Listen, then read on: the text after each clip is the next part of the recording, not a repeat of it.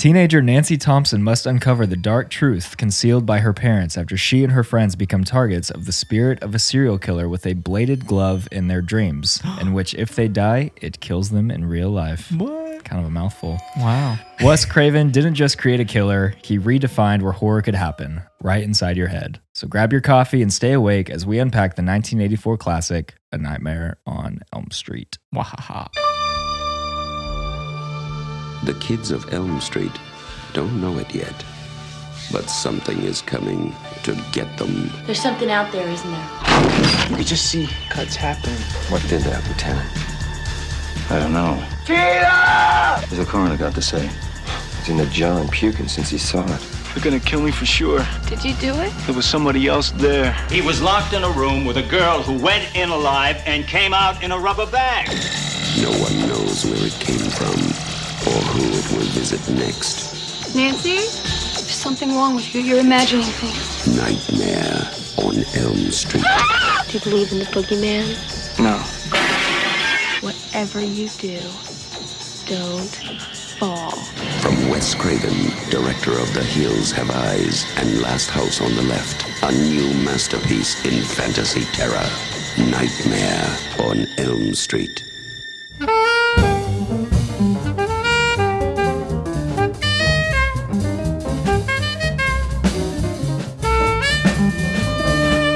Welcome to the Chamber of Chills. I'm Cameron. And I'm Adam. Today we are paying a visit to one of horror's true icons. And speaking of icons, I'm actually starting today with a question, if you'll indulge me. Oh, man. And I'd actually be interested to hear everyone's answers, but... yeah, what do you guys think? You're the only person in front of me right now. But I saw an online forum, and I thought this would be kind of a fun little lightning round question. I love it. Who belongs on the Mount Rushmore of horror icons? So, like, which four deserve to be on there? And it doesn't have to be, like, your favorites, just kind of the classic question of, like, who's the most iconic? Oh, man, that's tough. I have my answer, and then I had what the popular answer was according to, like, Reddit.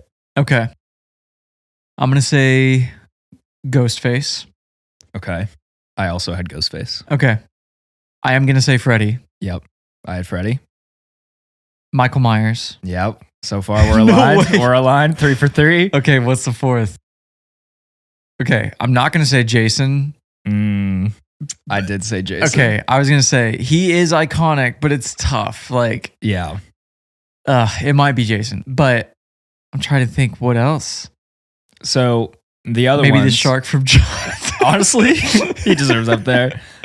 Some people said, and I didn't even go this route at first, but some others said like the OG Universal monsters. So like Dracula, Frankenstein, the Wolfman, and Creature from the Black Lagoon. Yeah. But the most popular answer was Jason, which I disagree with this. Jason, Freddy, Michael Myers, and Pinhead, which I thought was interesting. You know, a lot of people do talk about Pinhead, and I'm just not that interested. I'm kind of the same. And the fourth spot was argued about between Ghostface, Leatherface, or Chucky. Those were kind of the interchangeable. Okay, I was going to say, answers. I would probably choose Leatherface over Jason. I like Leatherface more than Jason. But Jason's probably more iconic.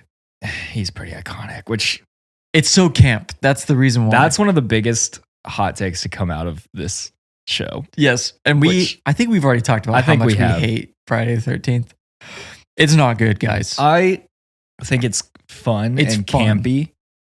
No pun intended, but yeah. That's it. That's all it has going for it. It's fun. Yeah. It's camp, and it's got Kevin Bacon. Bacon. Is a huge hot take because I know people love Friday the 13th. Oh, I know. I love the aesthetics. Like, I think it's fun, like Summerween vibes, you know? Yeah, it is very Summerween vibes. But I'm always going to pick the other iconic I will too. Yeah. monsters over there. We align in that way. Yeah. Well, anyways, now that we have some answers to that burning question, That was fun. we can jump right into the film details. And it's your boy's turn this week. So we have ranked A Nightmare on Elm Street as the 13th best horror film of all time. Mm-hmm. It was released in 1984, and I just clicked again. I need someone needs like a t-shirt of every click I've ever done on the show. Although you edit them out. The tally mark, yeah. Nobody will know. I will know. I'll just do like an AI synopsis of like all the... How many? Yeah. Good grief. And I only notice it when I'm recording. Like, I don't know how many times I do it when I'm in person. So anyways, it was released in 1984, which I really think is one of the golden years of the 80s. I don't know why. I remember when I was a kid watching Footloose, and I looked up like, when did this movie come out? And it was like 1984.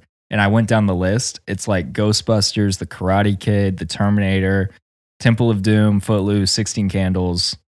What a time to be alive. Yeah, we don't have that luxury today. It's insane. And the like variety, like you have action, you have like romance. Romance, the, horror. Teen drama. It's just, it was a great year. That's amazing. Yeah. I'm jealous. This film is considered a slasher horror and it is rated R. The writer-director, Wes Craven, also directed fan favorites like Scream 1 through 4, The Last House on the Left, and The Hills Have Eyes. The film stars Heather Langenkamp as final girl Nancy Thompson, Johnny Depp as Glenn Lance, and Robert Englund as Fred Krueger. I think he's been Freddy Krueger in every installment except for like one. But really? Yeah. This film did not receive any nominations from the Academy, but it was nominated for several Saturn Awards. Okay. And in 2021, it won a spot on the National Film Preservation Board from the National Film Registry. Whoa. So, yeah. I don't know what that means, but I don't know. Sounds great. It sounds official to me. So, it currently sits with a 7.4 on IMDb, a 94% on Rotten Tomatoes, and a 3.7 on Letterboxd. As far as financials go, it had a budget of $1.8 million, which today would be around $5.5 million. And then it raked in nearly $26 million worldwide, which actually isn't like too astounding. Today, that's about $80 million. And if you think about like it making almost $1 billion, like it didn't do too well right out of the gate. But, yeah. And then lastly, the film took about 32 days. So, yeah. And Man, that's all you got to know. It's crazy that Rotten Tomatoes is so much higher than the other two. I was, surprised by that. Like, what did I say? 94? Mm-hmm. Yeah. That's 6% from 100. Yeah. If you can't do math, I got you. That's what I can't Can you imagine if I got that wrong? That's 4%, guys, away from being a perfect film. But yeah, pretty interesting. I love a good, Wes Craven. Really, Scream solidified him as one of my favorites. So it's, fun to see that he did all these other iconic films. I actually haven't seen The Last House on the Left or The Hills Have Eyes. So. No, I have not either, but I've seen heard The Last House. Yes, I've seen the remakes as well. Did you see the remake of The Last House on the Left? I did. Oh my gosh. Wait, that's the one with Jennifer Lawrence, right? Or I'm thinking of something else. Yes. I got wait, or am I mixed up? No, you're probably right. I don't know. They're interchangeable. The one I'm talking about is with Sarah Paxton. Okay. And it's so disturbing. Hold on. Anyways. I'm going to fact check myself. I used to get them mixed up all the time, so I'm going to vote that you're probably right on this. House at the End of the Street. Wait, which one is Lawrence. that? Oh, okay. Dude, okay, that's crazy. That's why I got him wrong. Easily mistaken. That's so funny. Okay, yeah. House at the End of the Street, 2012. Okay. Critically acclaimed. Okay. Yeah. All right. Well, that's it. Thank you, sir, for those details. The only thing we need now is like a good summary. I wish I have it. Oh my gosh. Spoiler alert for those who haven't watched this film, but it's been out for 40 years, so I don't feel bad. I think we're okay. Yeah. The film opens with Tina Gray, a teenager who has a disturbing dream about a boiler room and a scarred man with a bladed glove, as we all do. Yeah. When she tells her friends, Nancy Thompson, Glenn Lance, and her boyfriend, Rod Lane, they reveal they've had similar dreams. Tina invites everyone to stay at her house while her mother's away. That night, she has another nightmare and is violently murdered in her sleep by an unseen force. In the real world, her body is slashed and thrown around the room. Rod, the only witness, is wrongly arrested for her murder. Nancy, now plagued by the same nightmares, becomes increasingly obsessed with the idea that Freddy is real and killing from within their dreams. She learns that Freddy Krueger was a child murderer who was burned alive years ago by vengeful parents, including her own, after being released on a technicality. One by one, the teens are picked off. Rod Lane is hanged in his jail cell by Freddy, who makes it look like a suicide. Glenn Lance, Nancy's boyfriend, is pulled into his bed and violently killed, resulting in a geyser of blood erupting from the mattress in one of the film's most iconic scenes. Determined to stop Freddy, Nancy devises a plan to bring him into the real world by grabbing onto him during a dream. She sets traps around her house and manages to pull Freddy out. After a struggle, she turns her back on him and refuses to give him power by denying her fear, causing him to disappear. The film ends ambiguously. Nancy steps outside into daylight where everything seems normal, but her friends, including the supposedly dead Glenn, are alive again. Suddenly, the convertible top of the car locks the teens in, revealing Freddy's red and green sweater pattern. Nancy's mother is pulled through the front door window by Freddy, implying that the nightmare may never truly end. Mwahaha. Boom, boom, boom. A shot of Nancy's mother being pulled through the window. It's the best shot in the film. It's the best shot of the whole film. It's crazy, which I have some thoughts, obviously on that. Obviously. But thank you. there you go. Yeah, there you go. So that means we're on to our breakdown ballroom. Oh, yeah. Guidelines for what classifies good horror movies, starting with our favorite scenes. Yeah. Before we get started on this, I do want to say that something hit me in the middle of watching this movie. Okay. Because I do, and we've said this before, there's a difference between watching a movie for fun and then watching it through. Yeah. Yeah. For me, watching this film is like eating a big bowl of grapes, but somebody tossed in like a bunch of olives. And for context, I don't like olives. But what I mean by that, there are parts of this film that are like juicy, creative, exciting to watch. But every once in a while, you just bite into this Olive. bitter, rubbery, meaty ball of salt. So Hey, when I I love say olive. some of these are my favorite scenes, that's not me saying the entire scene is perfect. Yes. It's, some grapes with maybe an olive thrown in there. That's totally fair. So, do you want to go first? Do you want me to go first? You can go first. Kick it off. First one is Tina's Nightmare. I do like when horror immediately, like when they can find a way to like catapult you in, just kind of get things going. I like that like fast pace, maybe it's my TikTok fried attention span, but this is definitely a grape olive situation. The grapes for me here, practical effects. I thought Freddy's elongated arms were like fun, just very 80s, again, campy. Tina reaching up to grab his face only for his skin to peel right off. I thought that was fun. Tina being thrashed around midair. Honestly, though, my favorite part of the entire scene, and the reason I wrote it, is when Nancy is asleep in the guest room and the wall above her bed turns soft, like a big white curtain, and Freddy kind of presses into it, leaning over her as she sleeps. Yeah. I thought that was so cool. And for some reason, I did not remember that. So it was kind of this pleasant surprise, but it just looks really cool. Yeah. And like, it's like a great still. Like if you posted that on like social media, I might post it for our, stories. It's like such a cool shot. And for, we say this all the time, but like for this year, but for 1984, like it looks really fun and cool and creative. So probably honestly my favorite shot in the entire film. Not my favorite scene, but probably my favorite shot. Yeah, I agree with all of that. I think even just that classic 80s intro setting up Freddy's character design through Tina's nightmares, I think was great. And like you said, just catapults the audience right in. Yeah. And it was fun. It is fun. There are some olives, which I will talk about. Yeah, but definitely. I would say my first real scene that I enjoyed was actually Tina's death. Her, which I do agree with, the nightmare was cool. It was fun, Yeah. Her getting sliced open, then levitating and dragged across the ceiling was so great. It looks really cool. It looks cool. Yeah, and they pulled it I was off. incredibly impressed by the visual effects and production design. Just overall of the film, but like this scene kicks it off and you're like, this is 1984. Yeah. This is crazy. The way she's floating above the bed is like really cool. Like, I don't know. Yeah. It looks neat. Yeah. So, I liked it. big fan of that. Rod's reaction is a different story, but yeah,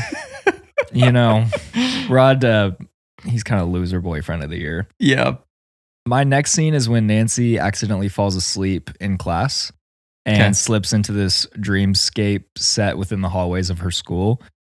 Again, there's a moment in here that throws me off a little bit, but what I did like about it, I felt like the hallway atmosphere really stood out to me. It just feels really creepy, quiet, unsettling. Like something's just kind of off. There's this kind of weird, uncanny vibe that sets the tone. And then we see Tina in like this bloody body bag being dragged away. I just thought that was kind of fun. It does feel like very dreamy and, I just thought it was different. So I liked that. There is the moment right after she runs into, the hall pass scene. I always cringe at that. It's like, where's your hall pass? She's like, screw your hall pass. And then it's so silly. You've never said that? It's a little silly, but I do like the vibe of like the school, the vacant school. I like that. So yeah, I agree. That's kind of more now, like, because it's not really a scene I'm pointing out. I guess this is more of like honorable mention to just a tone within bits a and scene. pieces that you really enjoyed. Yeah. My next one, I'm actually going to jump ahead a little bit, is Nancy being drowned in the bathtub. That's my next one. Okay, yeah. sweet. So the shot of his hand coming up was freaking wild though. Legs spread. And I'm like, okay. I'm like, this girl's like 15 years old. This feels a little... Yeah.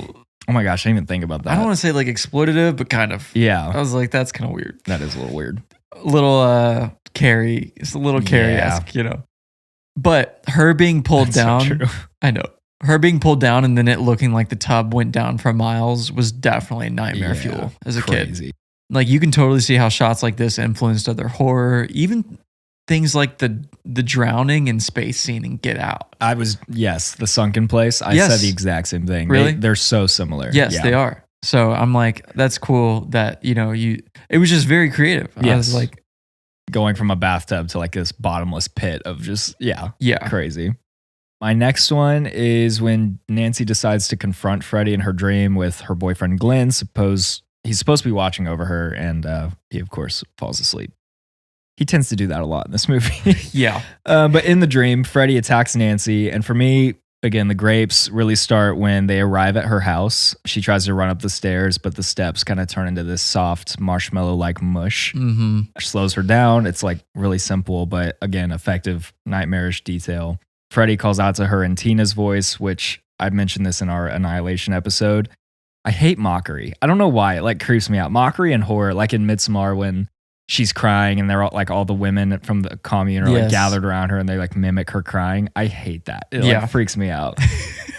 But I just thought that was cool. And then it ends with Freddy crashing through the long mirror that's hanging on the back of her door and he tackles her onto the bed. It's just another moment where I thought the practical effects were really shining. Whole showdown between Nancy and Freddy felt tense, exciting. You know, it's just, again, very campy, fun 80s horror. So Yeah. I liked the creativity there. Yeah, I agree. Even the detail and the production design of the steps, I think, like you pointed out, was really creative. And again, the practical, you know, use of that design was cool. Yeah. And this is probably more of a hot take or what we would change, but the like Freddy wrestling around with them on the ground and on the bed. I'm like, this is like this crazy monster that can kill you in your sleep, but he's like wrestling them on the bed and not winning. Yes. And we have a lot to talk about this. Like in terms of, he is a horror icon, but he's definitely not as scary because of moments like that where like, oh, I could just wrestle him on the ground and I'd be okay. Yeah. Like Leatherface, Jason, Michael, like I'd get me like 10 miles away at all times, you know? 100%. My next one is Glenn's death. Yes. Dude, So good. The production design, the effects of the blood spraying across the ceiling, the bed closing in. I just loved all of it. Yeah. It's a great scene. It did happen a little briefly and Glenn was there and then not there in like 0.2 seconds, but hey, it was still like super fun. I said the exact same thing. That was my next one. He kind of dug his own grave because he just falls asleep all movie. That's like all he's doing basically. When you need him most, Glenn He's is the gonna fall opposite of asleep. Nancy. Yes. But I love the aesthetics too. Like it looks like if you asked AI to like recreate a teenager's bedroom in the 80s, you know, like, oh yeah, you have young Johnny Depp rocking the crop jersey. He has these big headphones on and like a small TV resting on his lap. But yeah, I think it's a great scene. Him getting, you know, like pulled down and then this geyser, like you said earlier, of blood just shooting up to the ceiling. Yeah. It's amazing. It's really visually fun. striking and really fun. I love how we're saying, I mean, obviously we're dissecting horror, but we're like, yeah, that was so fun. It's like just blood I know. everywhere. Yeah, the way he just like, no. I said bits and pieces of the climax. I was, yes. Yeah, we're on the same page. It was altogether entertaining. Honestly, my favorite part about the climax, I know I've already said it so many times, is the production design. Yes. Like little details like Freddy's fiery footsteps leading across the house, ending up the stairs was so It's a great visual. wonderful. Yeah. Yeah. But that's definitely where I'll leave it. I literally sat at my kitchen table today trying to think like, because I love the way certain things look and feel, but like there are also moments where I was like, ugh, I would have just done it a little differently. So I ultimately didn't put it in there, but I do agree that like there are some moments that were like, they stand out for sure. Yeah. Moving on into concept. I mean, we've talked about how dream sequences give the film so much more creative freedom. Yes. Especially in like horrific settings. Well, this film is one big dream sequence, which makes it completely unpredictable. And there's definitely like a beauty to that. Yeah. And it can totally be overdone, but I don't think it was necessarily overdone in this film. Right. Yeah. I feel like, and that's some people's complaint is that they didn't lean into like like they didn't do enough with it being like a big dream. Yeah, that's fair. But I kind of like that in some ways, especially if it's the first of like a franchise. You don't want to just like overdo it. So I think, yeah, I agree. I thought it's like a really fun antagonist. You know, we've got the Michael Myers and the Jason and the Leatherface, but I feel like Wes Craven introduced a very different kind of character. Yeah. And yeah, the dream sequences I think are just really fun. And obviously, I saw a scene actually after I took my notes, and I'd never seen this scene before. The algorithm brought me there. In a later film, one of the characters like orders a pizza at a diner. Have you seen this? Wait, I think so. And the meatballs are like her friends' faces, and they're like screaming in the pizza. Oh my god! And Freddy shows up and like pierces one of them with his like knife, and it like stabs through the guy's face, and then he like picks it up and like eats it. And I was like, that's crazy. But like, so they definitely lean into it more later. But it's such a crazy, imaginative antagonist. Yeah. But I think that's what kind of makes it interesting and fun. Did you ever see the modernized version? A long time ago. Same. I don't remember can't even anything remember about it. Yeah, me neither. I know it was like a much darker tone. Yeah. I know people kind of hate on it, but yeah, I don't remember it. Me neither. Director's touch. I mean, love Wes Craven. Wes Craven's a freaking master at creating entire nostalgic horror franchises. Yeah. First this, then Scream, like 5 years later. Right. I mean, come on. And obviously, Last House on the Left gets a lot of praise too. I think Craven did a good job overall. I mean, it's not a perfect film, but he really built a world with new rules, and that's completely respectable, especially in the horror genre. I completely agree. The only thing I probably would have paid more attention to, and again, it feels so weird like criticizing someone like Wes Craven, but like I think, you know, like line deliveries on some moments, and there are things like I would have like taken out, but it's hard to see it when you're that close to the script. Like, so I don't blame him. Yeah. Overall, it's a fun, quirky, creative horror film. Quirky is a really good way to put it. It's become iconic for a reason, so yeah, it works. There's just it's not a perfect film, and we know that. Acting, well, you know, the acting was there. There were fine. Actors in it. It's about as decent. I mean, 80s horror acting. It's can so be hard. Tough. Yeah, it's so hard because it's like what, like that was obviously the scene at the time. Like that's what people did, but it's tough because you compare it to like Jamie Lee Curtis. I was gonna say it's different. So it is. I mean, Nancy, and I've seen unfortunately a lot of people comment on Heather's performance as Nancy. It's just, here's the thing though, like, and she was young. Like, to give her credit as an actress, she was young. But there were scenes, I don't know if you noticed this, but like there would be a really intense moment, and it looks like she's trying not to laugh or smile. And I was like, dude, why did they use that take? Or why did they not get a different take if that's all they had? Like, I don't know. But her and her mom. Oh my God, that's exactly what I said. I said her and her mom, their scenes together were just so brutal. It was really tough. And they're obviously great. And Nancy, that's the thing. I actually really like Nancy as like a final girl. Yeah. She's one of my favorites. But like, if we just isolate the acting part of it, it's a little rough. Yeah, I agree. And 80s horror acting does have its own flair. Yeah. So I'm like, whatever. Yeah. However, the convo between Nancy and her mom in the kitchen was just brutal to watch. Was really the tough. whole thing. I was like, this looks like they can't. It was really tough. They can't figure out how to do this. It's like so rough that you're like sitting there, like we're on the couch, and I'm just like, I can feel us both, like our spines just curling a little bit. But I had to address afterwards. I was like, I wonder if they got nominated for anything. I know. Rough. I know. Which goes into screenplay. Yeah. I mean, some parts were just, interesting. Yeah. They deserve an award for using the word lunatic over 100 times. Oh my gosh. Way overdone. Crazy. I attribute my grape olive thing to the screenplay. So, lines I liked, lines I didn't like, plot points and characters I liked, and the moments where I was like, what was that? That's so random. Yeah.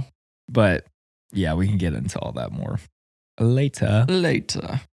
Score and soundtrack.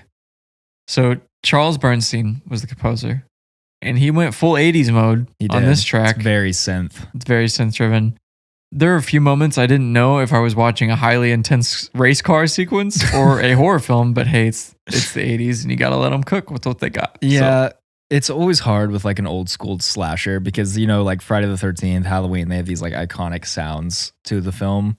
Yeah. And this is like one where like, if I'm at like a Halloween event and it comes on overhead, I'm not going to be like, guys, it's Friday the 13th. Like, Halloween, Yes. you're gonna be like, oh, Halloween. And that's what I would say where it did fall a little flat.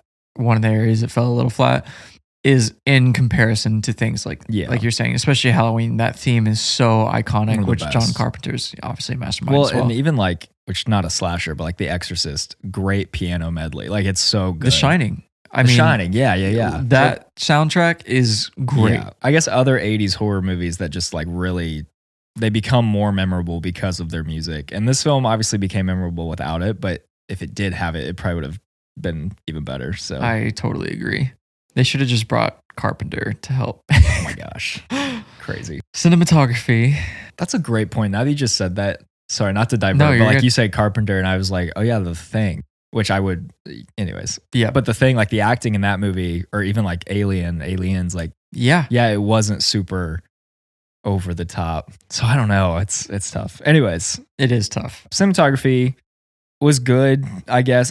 The lighting I think was fun. Like they would make it feel very dreamy when it needed to be, and then really dark during more nightmare sequences. You get some interesting close-ups, like when she's on the phone and the end of the phone turns into a tongue, which is crazy.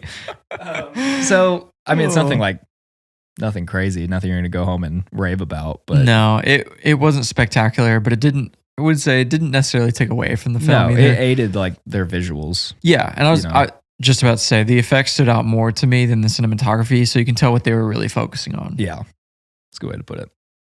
Overall impact. I mean, Yeah, it's a classic for a reason. Yeah. I mean, he went on to appear in like 8 more movies. Gosh. Even one, a feature film where he fights Jason, which actually used to be one of my guilty pleasures. I just think it's a fun classic horror film. It's, it captures that fun teenage. How many times are we going to say fun? I know. That's not the right word, but it is kind of more of a fun Engaging, horror. It's not like entertaining. scary horror. It's like fun horror. Entertaining horror. Yeah, and it gives like that teenage 1980s aesthetic. Krueger's obviously quite a famous villain, so. I was going to say, I think a lot of other films ended up taking inspiration from this. And we already talked about Get Out, but even Insidious, like the setting and the plot inspiration. I could see that. Like I was like, that dream sequence Yeah. and then going into the further, I was like, this is very similar in a way. The lipstick demon or The whatever. lipstick demon. Crazy. Yeah. They were trying to make an iconic. It didn't work. It didn't work. I was talking with Lainey the other day about CGI, our friend Lainey, and about CGI versus practical effects. Mm-hmm. And even though practical effects have like a 90% chance of looking fake, I prefer practical I'm over the exact CGI. same way. It feels nostalgic. It's more effortful and more visually striking. Mhm. It also lends itself to more effective world building, in my opinion, because it's like tangible. Yeah. Take Wicked Part 1, for example. If that world was all CGI, it would have taken us out of it, I Yeah. think. Yeah, I completely agree. I'm always going to advocate for practical over CGI. Yeah. And it may not, sometimes it may not look as good, but I don't know. There's something more fun about it. I think there's kind of a magic to like, not to be that like nerdy, pretentious like film guy. Yeah. So I'm never trying to be, but it is kind of like, oh, like movie magic. Like, Yes. you go. That's Totally. like how I feel when I watch Aliens or Alien. Like, Yes. watching moments like that, you're like, dude, that's so sick. 100%. As opposed to someone just, Which you can tell, I mean, like even in Alien Romulus, like they try to keep that movie magic alive and it's effective. Yeah. It really is.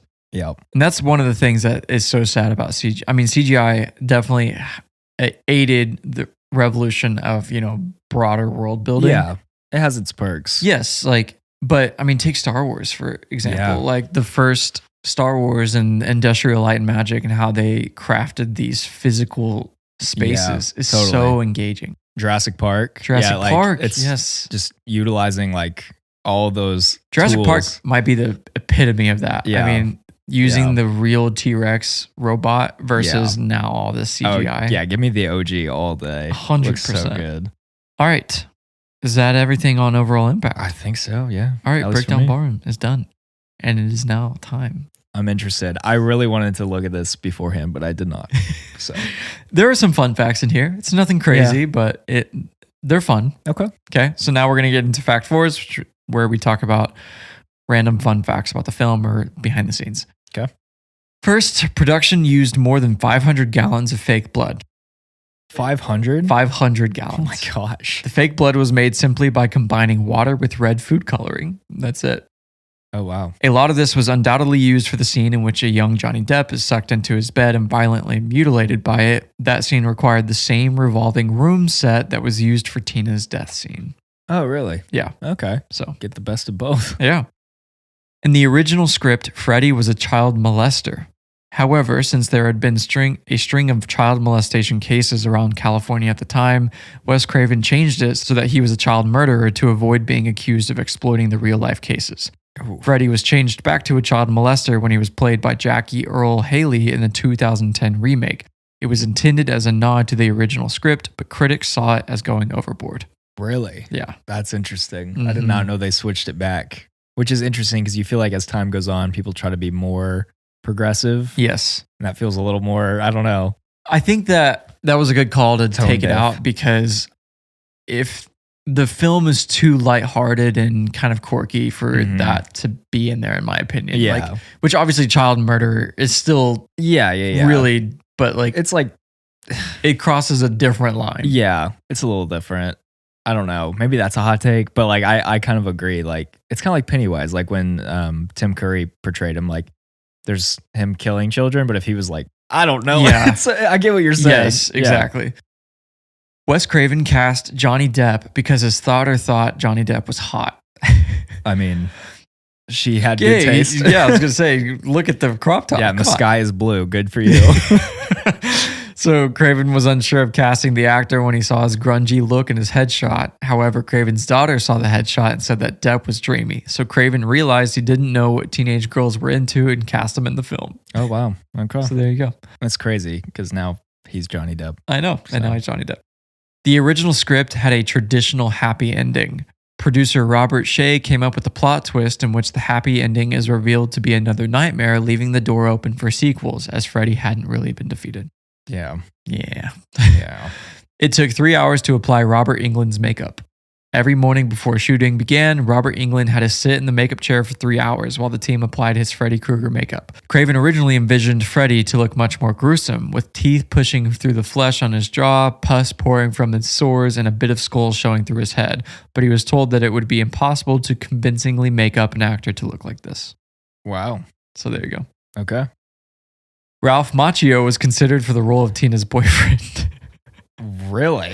Before Sue Garcia landed the role of Rod Lane, Ralph Macchio and Darren Dalton were up for the part. Also, before Johnny Depp was cast as Glenn, Charlie Sheen was interested in the part, but he demanded more money than the producers could afford. Oh, wow. That sounds like a very Charlie Sheen thing Yes, to do. it does. And good on Depp for getting that Yeah. role. This movie's success saved New Line Cinema from bankruptcy. New Line was the first studio to pick up the movie after the script floated around Hollywood for 3 years and no one wanted to make it. Really? Could you imagine 3 years? It's Oh just my chilling. gosh. The tremendous box office success of the movie, which got New Line out of the red and ensured that they could keep making movies for years to come. The studio was later jokingly called the house that Freddy built. Oh, wow. Respect. Yeah. Isn't New Line, which I have no idea. I feel like Scream is New Line as well, but I could be wrong. Maybe. I don't know. It might be. I bet they were like, Craven, please Yeah. keep Hey, us. Craven, you busy? The script was inspired by real deaths. Wes Craven's concept for A Nightmare on Elm Street was inspired by real news stories of people dying in their sleep. After freeing from Pol Pot's reign to America, a group of Southeast Asian refugees started dying in their sleep one by one during terrible nightmares. The last survivor stayed awake for as long as he could. Eventually, he drifted off from exhaustion, had a nightmare, woke up screaming, and died. The coroners were unable to determine a cause of death, which fascinated Craven enough to develop a screenplay from it. Oh, wow. That's really interesting. I know, it's so interesting. Heather Langenkamp beat over 200 actresses for the role of Nancy Thompson. Among them, this is going to blow your mind, among them, Jennifer Grey, Demi Moore, Courtney Cox, Tracy Gold, and Claudia Wells. Oh my gosh. Unbelievable. I mean, that's know. crazy. I know.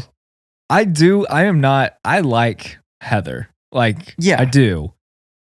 I just don't know if she was She's got the look going for sure. the look. It's yeah. some of her delivery that was tough. Yeah. That's crazy. I know. It would have been Demi Moore and Courtney Cox, I think, would have really been done interesting well. to watch. Yeah.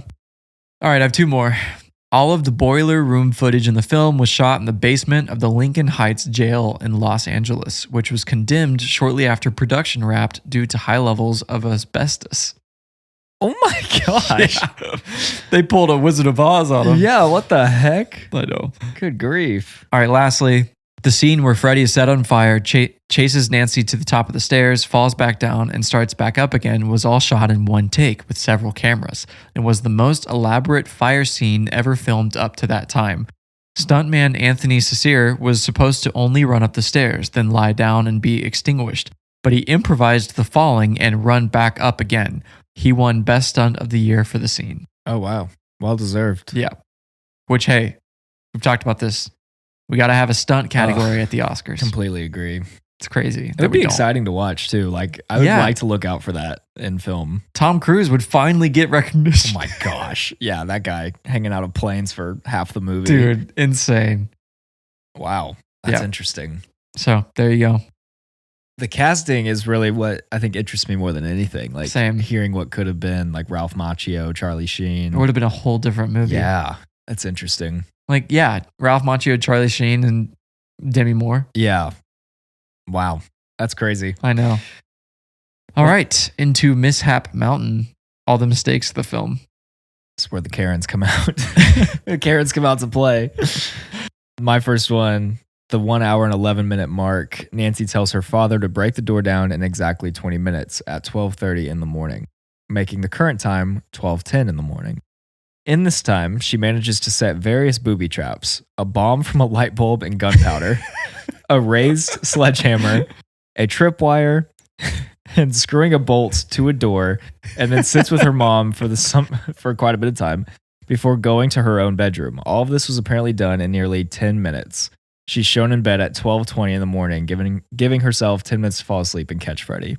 So the timing was just a little off. She's superhuman. What are you talking about? Although, yeah, maybe she watched Home Alone a couple times and took some notes. I know. That's crazy. 10 minutes. I do recall while watching that scene, and then they said she only had 10 minutes left, and I was like, wait a second. How did you do that? It's unbelievable. Have you ever thought about like what booby trap would you ever set in your house? I don't think I could come up with a single one. Like right now, off the top of my head. I'd put some like thumbnails on the floor. So like you walk in and you get a little ouchy, but like I don't know what else to do. Yeah, that's fair. I just sit at the end of the hallway with a gun.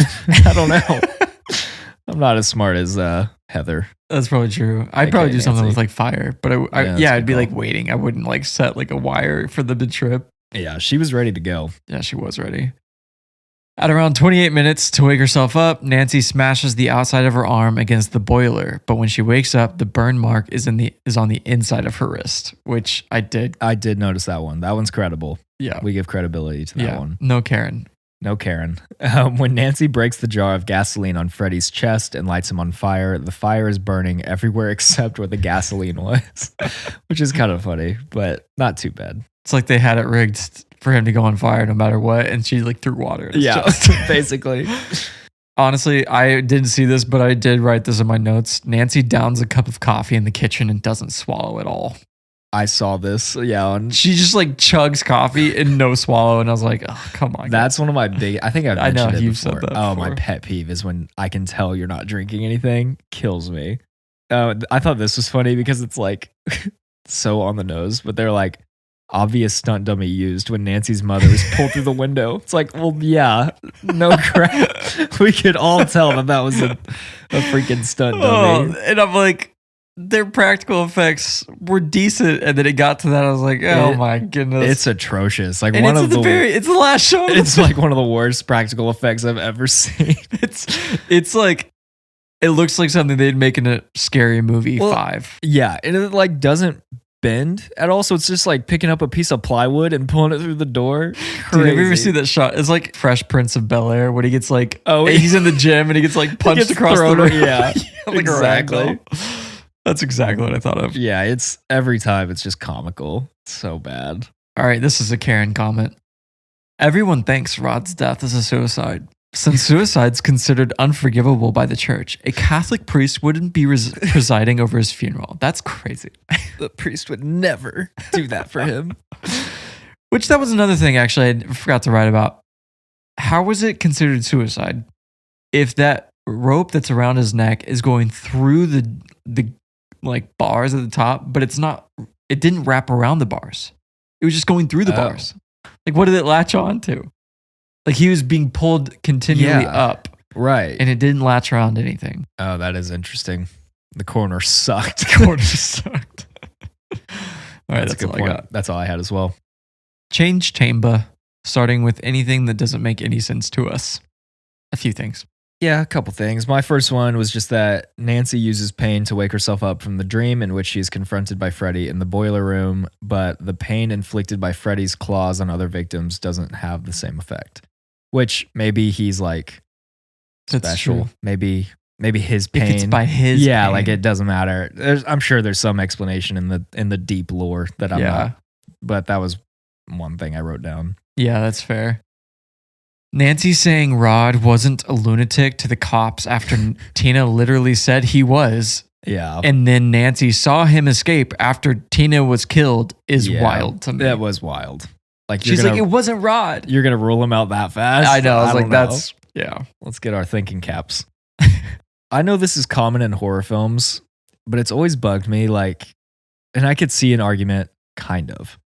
But like, why after getting attacked by some psycho killer, do you just pretend like everything is fine? So like, yeah, when she's in the bath, she's getting dragged underwater into this bottomless pit and she's flailing and screaming and her mom busts through the door and she's like, oh, sorry, I'm fine. It's like, why? What? Why are you covering this up? Like, Yes. I'd be like, I was just dragged into like a 40-foot tub. Like, I don't know what's happening. Like, I don't care how crazy I sound. If it's my mom, I'm going to say, something just happened to me. It should have gone straight from that scene to the clinic where she was trying to get results on her sleep. I think that's probably the best sequence of events. Yes, it didn't make She any comes out, sense. she's like drying out. She's like, oh, sorry, mother. I'm like, sorry, I just slipped. dude, what? I just slipped into an She abyss. said she slipped. I was like, what are you talking about? Stupid. Oh, sorry. I forgot our tub opened up to the ocean. Sorry, it's crazy. I'm fine after just screaming bloody murder. Yeah. Oh. Classic trope. All right. The makeup team was able to make Freddy's entire face look burned, but they couldn't make Nancy's burn on her arm look not like lipstick. Yeah. I'm like, come on, guys. They just got some blush and just They threw just that put on this there. on. Yeah. That's a good point. Actually, that was my last one. Really? Yeah. Okay, my next one. How did Glenn not wake up while Nancy was wailing? Especially since her mom freaking heard her screaming from her own bedroom. Yeah, that's true. Like, she had to wake Glenn up. Glenn's one of the secret antagonists in this film. He is, honestly. He's just sleeping. He's Freddy's henchman. Okay, for someone who hasn't slept in over a week, Nancy seems to be doing quite okay. Yeah, she was thriving. You would be going absolutely insane. What did they say? Like, she had been going like 4 days? 7 days. 7? It was a week. Girl. She was on day 7. If I go one whole night. No, I'm like, I'm delirious. Yeah. I'm like, I can't. What is that? That's crazy. I know. 7 days. She looked fine. And they were like, oh, it's just been the coffee. She's great. I'm like, she just kept drinking coffee. I was like, yeah, okay. My last one. I feel like no one reacts to any of the deaths. And that's more of an acting note. But yeah. Especially Glenn's. Nancy is basically like, oh, well, I told him. Yeah. I told him that would happen. When they walk into Tina's room and Tina had just been like completely obliterated. And that's one moment where I noticed she was trying like not to smile. And I at was least like, Glenn's reaction, like Johnny Yeah. Depp actually did okay. He- Like he he like did backed okay. into the corner and he was like, what? he's is like happening? speechless. And she was kind of like, I don't know. She was like, ah. Are you freaking kidding me? Oh my gosh. Oh my gosh. Tina, What happened here? Tina, wake up. Tina, get up. Oh my god. Yeah, it's crazy. Okay. Oh, Okay, got me. moving into, is there anything we would change about the film? Oh man. Speaking of Tina's death, my first one, probably Rod reaching his hand toward Tina like he was using the force while she was being attacked in the midair. He's like, no, please. Then he got like slapped against the wall. Yeah. Ugh. Yeah, I'm crying. Oh my goodness. Yeah. His reaction to that whole thing was just terrible. It's just tragic. Why would he run too? I don't Yeah, understand that. I don't know. You trying to look guilty. My first one was I wouldn't have Nancy dreaming up like about Freddy so early on in the film. So like I'm comparing it to another Craven film, but like in Scream, you know, Sydney comes in a little later with the whole Ghostface situation. But like here, Yeah. Nancy from the jump knows about Freddy because she's like, oh, I had a dream about him too. Wait, And you had the same dream? yeah, I just wish that was like later. Like it was a more isolated thing. Like he targeted one victim at a time instead of Totally. like we're all dreaming about the same guy. Instead of the town. This Yeah. one really I was random like, group of friends. I don't know. It's not like I'm not going to die on that hill. It just took me out a little bit. Yeah. My next one, I don't know, maybe the upbeat 80s disco music whenever Freddy enters the scene. He like jumps. He like it's like trying to be a jump scare. It's like I was like, oh my goodness, Yeah, that was crazy. it's very true. Kind of the same note, I definitely would have made Freddy's appearances more menacing and less quippy. Yes. It felt like he talked way too much. Yeah. Like when he's chasing Tina and he's like, Tina, watch this. And he just cuts his fingers off. Why? Like that, I don't know. It just, I get little worms come out. yeah, It's the like, practical okay. effects were like cool, but like, well, it just takes me out a little bit. You And just he's know- not creepy. Craven was probably like, how do we pull items from the thing into Yeah, this? exactly. Yeah. Oh, yeah. I know. That was a little too much. It didn't add to I the just, scare. yeah, I guess in that way, like I felt like Freddy, the idea of Freddy is scarier than Freddy himself in this movie. Like Yes. when Freddy shows up and he's like smiling and like, yeah, hopping around and cutting his own fingers off. I'm like, what? You're doing too much. Dude. Yeah. On that note, I said to make Freddy a little more mysterious and eerie, then boom, he appears in your Yeah. nightmares. Like, I know it was more unique at the time, but now it just feels so insanely quick and random, Yeah. which is basically what you're saying. I would have developed the parents a little bit more Hmm. around town, not just Nancy's mom, but I think showing more of like the guilt and the fear, paranoia that led them to keep the secret in the first place. I think even like a flashback scene of some kinds could have given more like emotional weight to the film. Totally. Just something to add some layers to it other than just randomly like, yeah, once upon a time, Fred Krueger lived in this town. Oh, by the way, we I still killed have him. his And I gloves. still have his glove, which I also now, yeah, I'm just now thinking about that. How on earth did she get that? I Because don't know. if he had it in the warehouse And they set it on fire. they burn it to the ground, did she just go in later and I thought maybe she grabbed it before they maybe set it on fire, but that But- felt weird. It did feel a little weird. On that note, I literally said the exact same thing. Really? I said lean way more into Freddy's backstory. Yeah. If they had treated it more like this mystery based on this wild town backstory, it would have been a more solid, suspenseful build. Totally. However, that does become more like Stephen King's It, Yeah. but it was released after this film, so that could have been Yeah. great. I agree. I think leaning into the backstory and then having him like mysteriously showing up in dreams, not just like, here he is. Like, I don't know. Yes. I think it would have made it a lot creepier. Yeah. So I saw a theory that actually I agree with. And some people say this is what Wes Craven said, but I don't know if that's true. It's about his original ending. Okay. And I would have preferred this. I actually watched it online. You can watch it on YouTube because they filmed it and everything Okay. without the stunt dummy. Oh, okay. But it's the one the studio rejected. But in his version, everything we just watched, according to some people, he said this, but I couldn't find that anywhere. So grain of salt. But everything we just watched was Nancy's prophetic nightmare. So she does come out with her mom and it is sunny and bright and everything. And then she gets in the car with her friends and they drive off and you see the three little girls like jump roping. That was the original ending. And people are saying that was Nancy's, like the whole film was like Nancy's prophetic nightmare. Okay. So the whole film, the deaths, the dream logic, Freddy himself, it was all one long nightmare about to come true. So the final scene circles back to the film's opening when the kids are driving to school and you see the girls jump roping and they say, I had a bad dream last night. And then Glenn replies like, yeah, so did I. Because that does happen earlier in the film as they're driving to school. So it's supposed to be like a big loop, basically. Interesting. And now we know what's coming. We've already seen it. I do think that ending's a little smarter and more in line with the film's themes instead of the cheesy twist we got. Yes, it makes you think more too. Yeah, so it is interesting because it does kind of connect it just from a different angle. But I don't know. It's still, I don't think that's the perfect ending. I don't know what the perfect ending would have been, but I'm not madly in love with either of them, but I do like Wes Craven's original ending more. Yeah, I So- agree, actually. My last one, I would have had Glenn's death lead to Nancy having this reactive freak out that leads her to go ballistic on like wanting to fall asleep so she can beat Freddy, as opposed to like that's her plan. I and like then that. he dies. That's and a then good she's idea.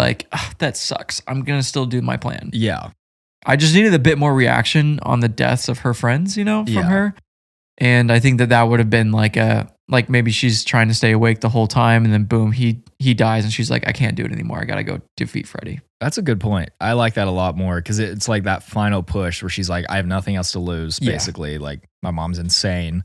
My friends are dead. Like, I'm going to go beat his ass. I can't hold a conversation with my mom in the kitchen anymore. I can't do this. No, Tina still won't get up. Tina's still just asleep. I don't know. Asleep. Yeah, that's a good point. That was actually all I had. Me too. Oh, look at that. Okay, casting. I made the note. I'm absolutely blown away that Demi Moore and Courtney Cox got beat out. Yeah. Don't get me wrong, Langenkamp is pretty and had the 80s high school girl flair to her, but sheesh, dude.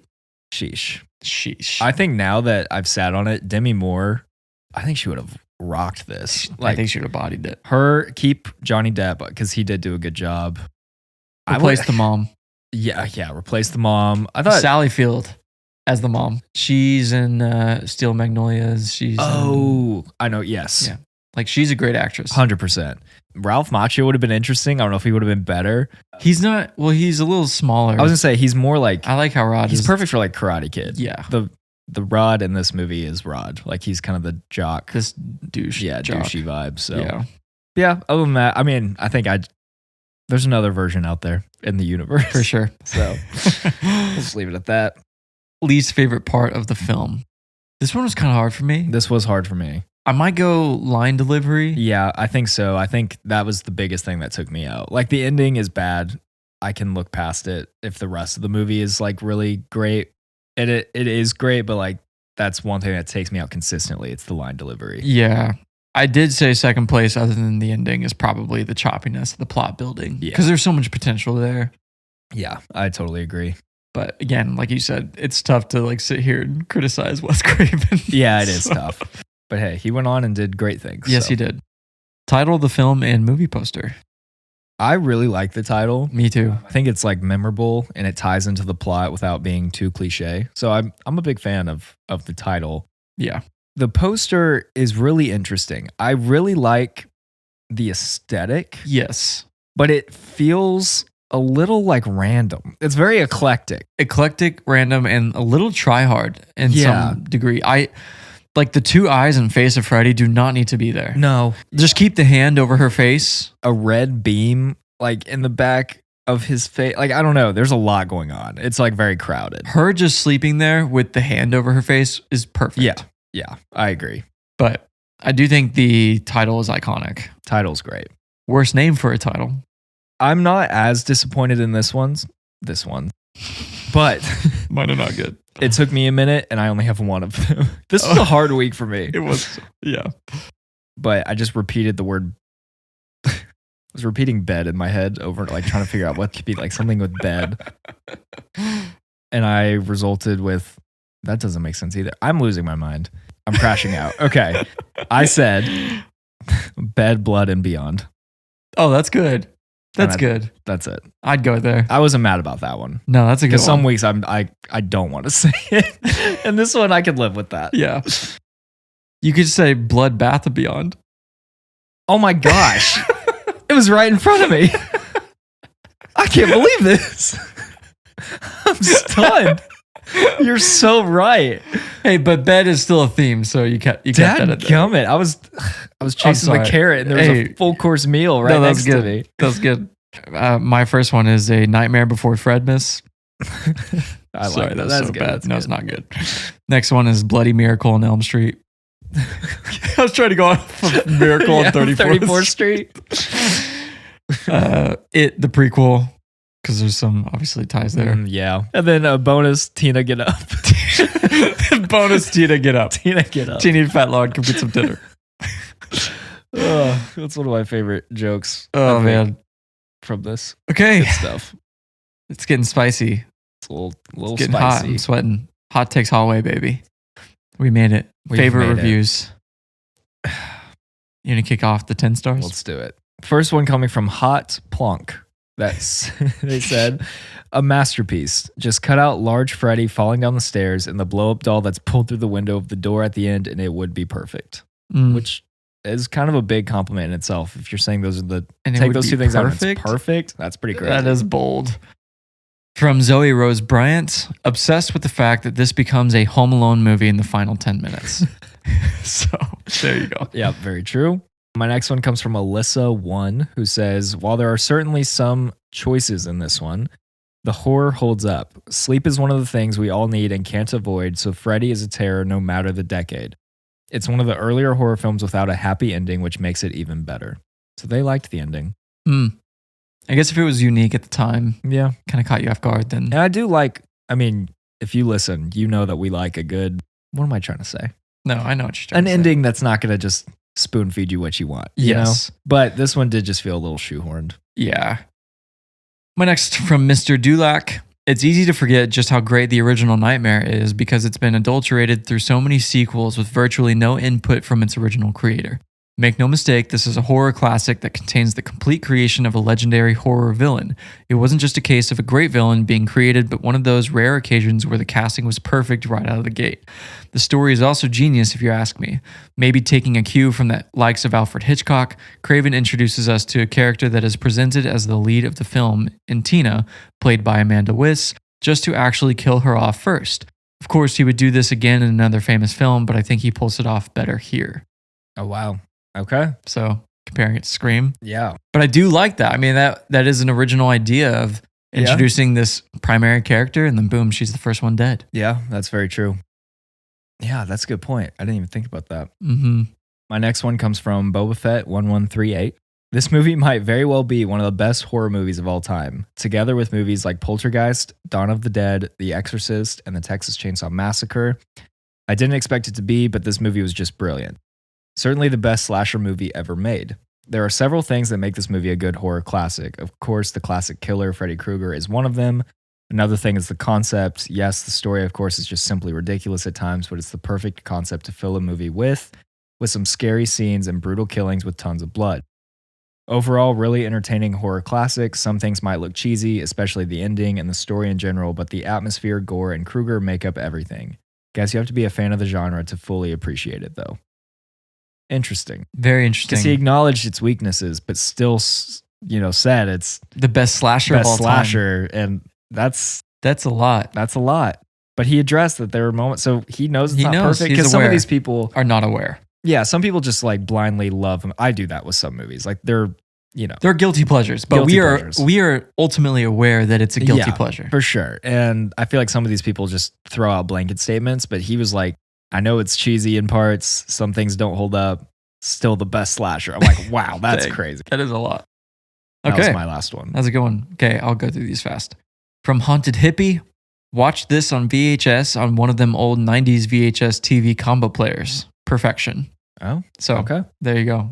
But it is such a vibe. Yeah, You it is know, a vibe. Like we talk about Summerween, we talk Mhm. about, this like fun, put it on during Halloween or Yeah. whatever, it's fun. My last one from Spooky Lukey Video. A Nightmare on Elm Street has never been one I rank among my favorite slashers, but it is absolutely one of the greatest and most important ever made. It's the pioneer of interdimensional dreamscapes crawling with clawed boogeyman and surreal violence. It paved the way for countless supernatural slasher trash ripoffs that I do consider favorites. Was that your last one? That was my last one. 1 stars. My first 1 star comes from Veronica Ewing, who says, I really liked watching this film as a horror movie fan. To see the advancements in special effects like rubber walls and holes in the stairs, so cool. Where I personally get lost is in the well-known 1980s acting style. Everything's so dramatized and over-exaggerated. It's like watching a parody of human behavior, and the unrealistic actions people take therein take me right out of the story.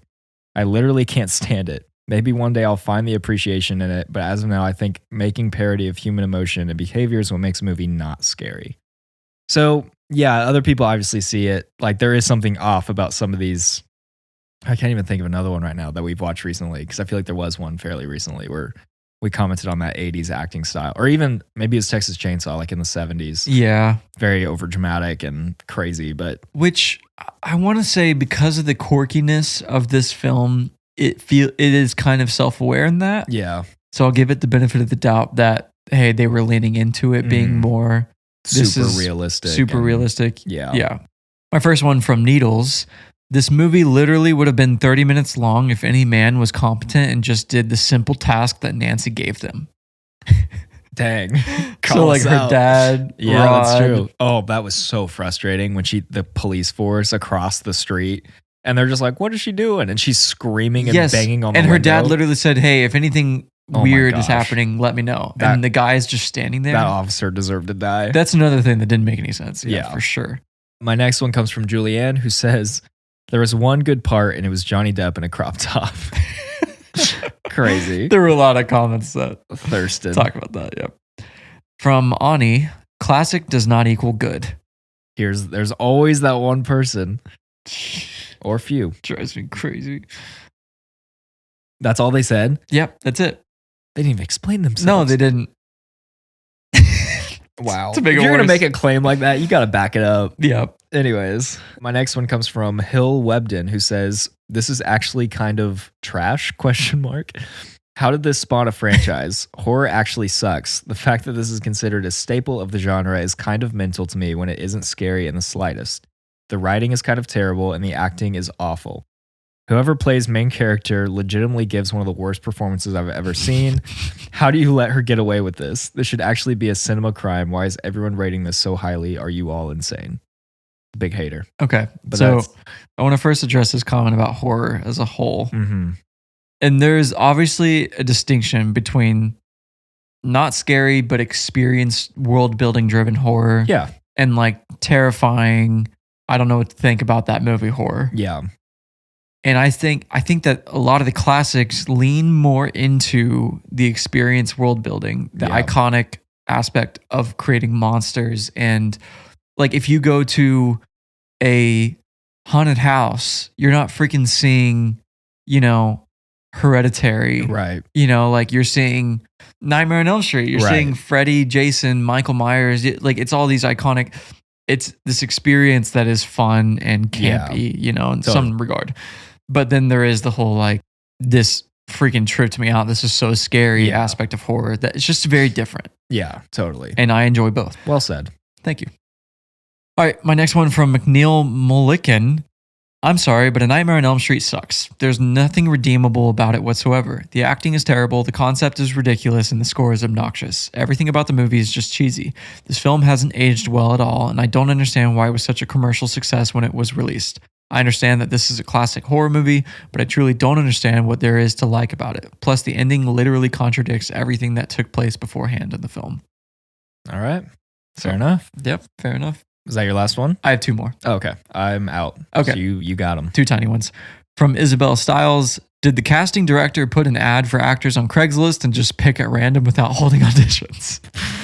Golly. That's brutal. Cooking. And then from Sal. Would personally call Freddy Krueger to kill me after witnessing Nancy Whack acting. Oh, poor girl. I know.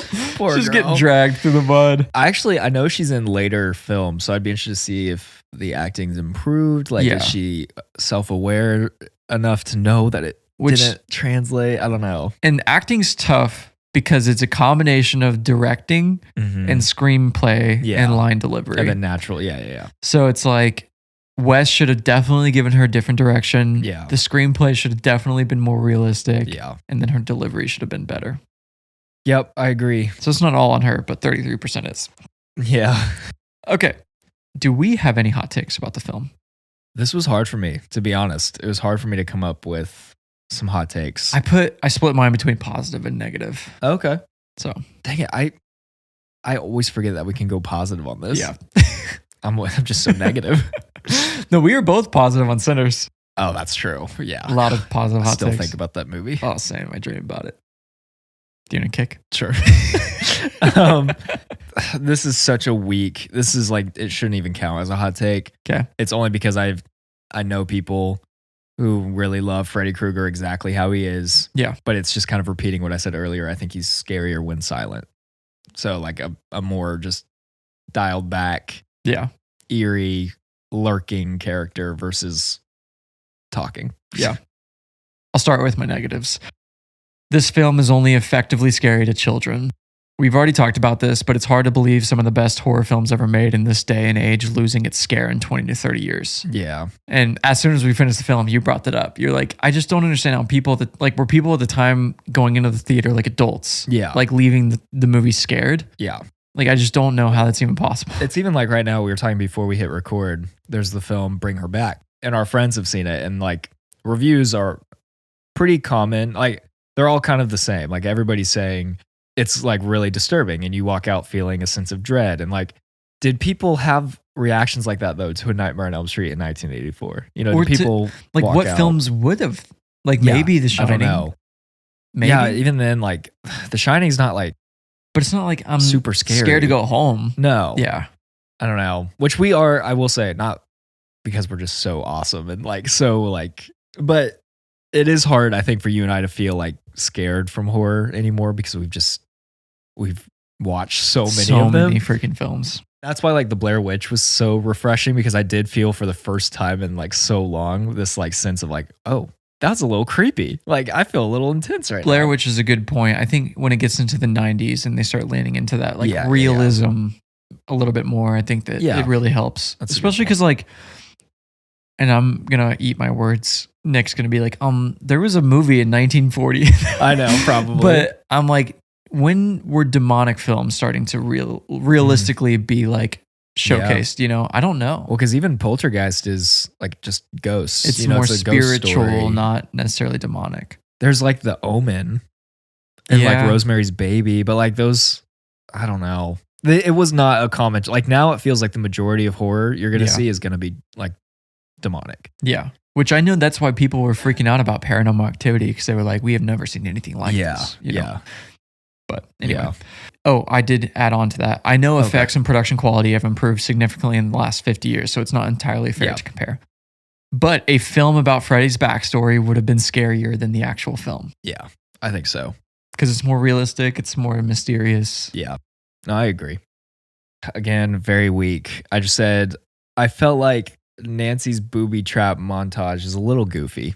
You know, like it is a little Kevin McAllister-esque, and you're like, okay, you know, this is interesting. You know, like something I love about Scream is, and it would be hard with the dream sequence element. Like I'm sure it was hard to figure out like how do we get them to confront each other? You know, final girl. But obviously, it would be so unfair if it wasn't a dream because Freddy has complete power. But if we just, like we were talking about, if you leaned into her just reacting right after Glenn's death and just going for it, as opposed to setting up this whole booby trap system, like she goes for it, she brings him out, she realizes she's brought him out, and then she tries to defeat him then.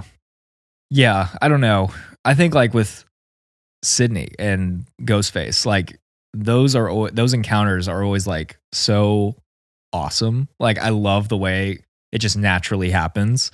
Like she's never prepared for it. It just kind of like comes out of nowhere, you know? Yeah. And I think this one just feels a little too like premeditated, but I don't know. I agree. That's a good note.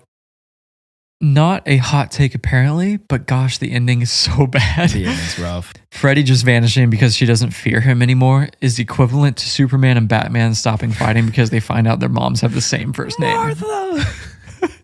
Wait, your mom's name is Martha? Why did you say that name? Yeah, it's like a lot of like, you know, It Chapter 2. They were just like, we're not scared of you anymore. And he just shrivels. Yeah, it's like that's so anticlimactic. Yeah, you don't want that. No. I agree. It feels so easy to defeat then. Yeah. Just literally confront your fears. Just be Yeah. like, no, I'm not scared of you. This one is interesting because I don't know why I feel this way. I think because the characters don't feel as fleshed out to me, like, I don't know, you just don't really like see a lot from them other than just like, oh, here's a situation. How do we face it? Yeah. I thought Rod is one of the most compelling characters in the film. I think his art, dude, of like showing up, he's kind of a douchebag and he's just like full of himself, to like having this moment happen. He has like the Billy Loomis treatment a little bit where he's like locked away, but he was actually innocent. And he's kind of like in this panic, like, I don't know what's going on. And I liked that. And I wish they leaned a little more into that. But after the film, I was like, he might be the most interesting character to me.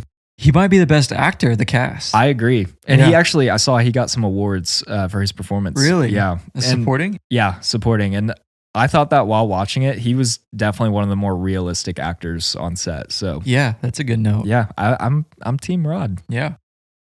All right, I'm dipping into my positives. Okay, let's do it. This is kind of a hot take. This is a little spicy, but I've thought about it. Okay. Okay. And I'm aware that there are others that are modern that do fit this as well. But this is some of the best original nightmare fuel in any horror movie to date. Ooh. Playing off of normal things like sleeping, bathing, sitting in class. Right. It's just incredibly effective, especially for kids, because it's like, hey, truly nobody is safe. Yeah. Like you can't go anywhere that's normal and not escape this antagonist. And I love that. Like I was thinking, okay, modern films would be like obviously like Paranormal Activity. That's nightmare fuel. Yeah. And for anyone watching, because they were like, I have to go to sleep and I could encounter that thing, you know? Well, But- we love some high stakes, and those are high stakes. Like you can't do anything. No. Okay. It's not necessarily camp writing, but it is near camp and thus will always be one of the most classic horror films of all time. Yeah. And that's going back to the whole like camp, witty, quirky versus actual terrifying. And then my last one, this is crazy, okay? Oh man. And you might disagree, but that's okay. Oh no. I think that Wes Craven's and John Carpenter are the two standalone kings of classic horror. I can't think of anyone who outperforms them on that specific caliber. King is definitely up there, but not on the same level as they are. Oh wow. I'm saying holistically, not one film. Yeah, but like their catalog of Yes. films. You're saying Carpenter and Craven. I'm talking classic, specifically nostalgic classic films. Oh man. You've opened the door, you might be onto something. I don't know.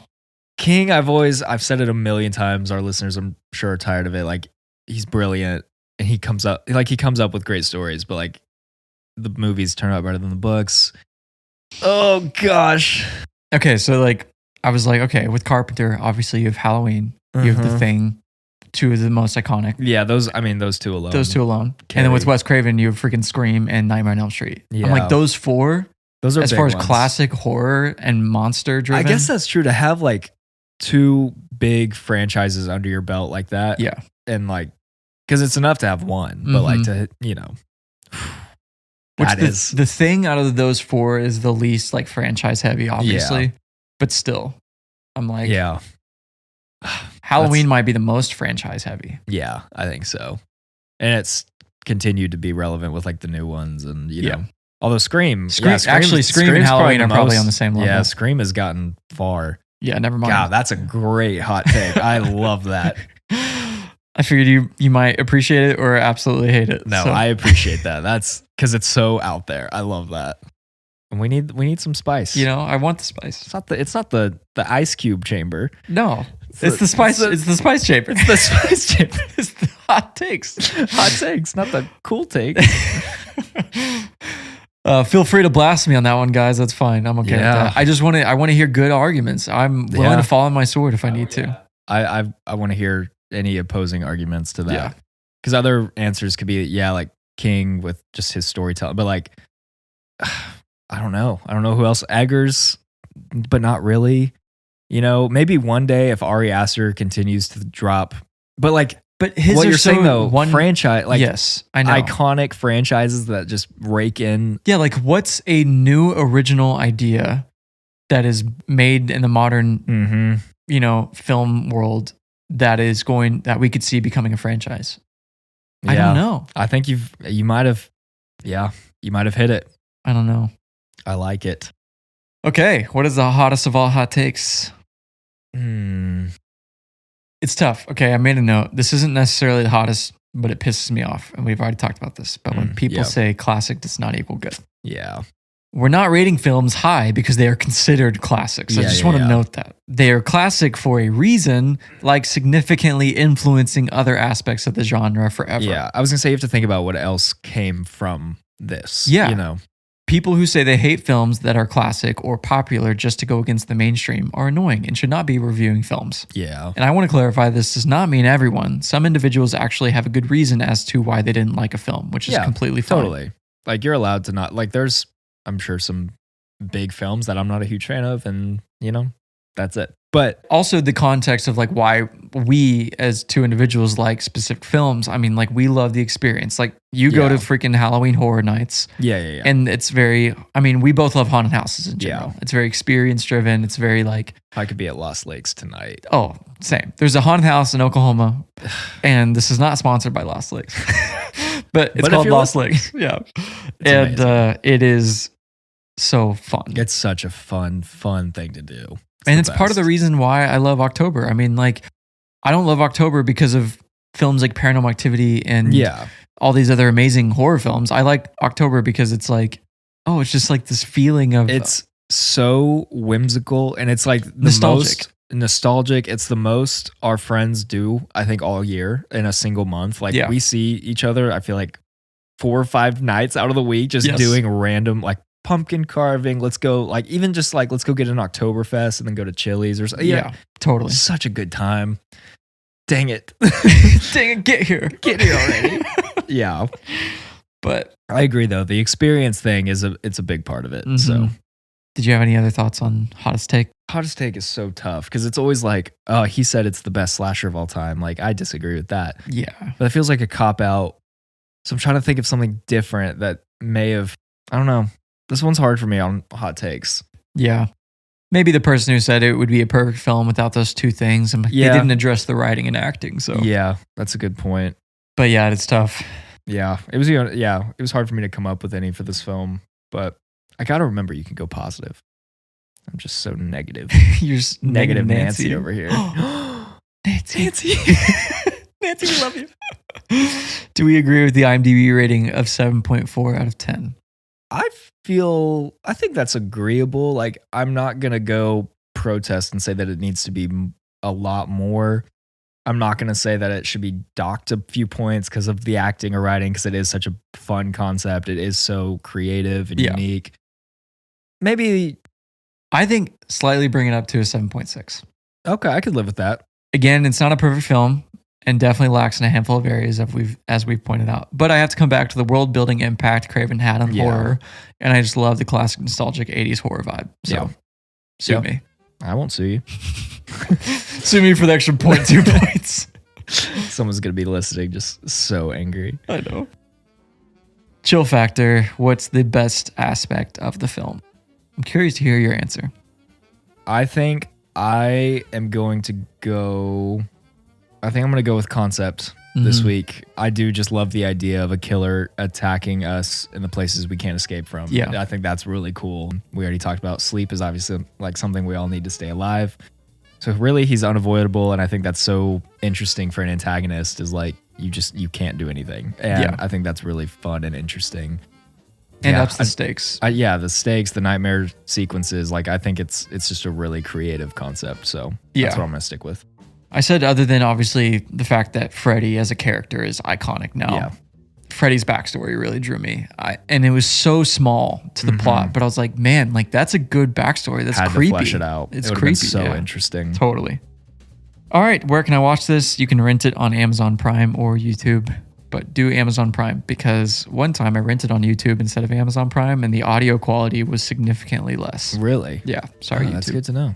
Interesting. I'll have to keep that in mind. Yeah. Well, that wraps up Chamber of Chills number 13, top horror film of all time, A Nightmare on Elm Street, 1984. Thank you guys for listening to our 43rd episode. Feel free to DM us your hot takes about A Nightmare on Elm Street to us on Instagram at The Chamber of Chills or email us at podcast@thechamberofchills.com. And now, a riddle for the next film we are reviewing. A shadow moves with silent grace beneath the sunlit open space. No bars confined, no cries are heard, just water's hush and seabird's word. A stranger comes to cleanse the tide, but finds the truth the depths can't hide. A scar, a tale, a hunting game, speak not its name, but feel its fame. Kerchow. Kerchow. It's Cars 2. It's Cars 2, baby. Best film ever. Okay, don't forget to share our podcast with your film-loving friends and join in on the action. We're now 2 horror films away from our top 10 horror films of all time, and we do plan to do something a little different for our top 10, so we'd love to have you involved. All right, thanks for listening. Stay tuned for what's next on Chamber of Chills. Bye.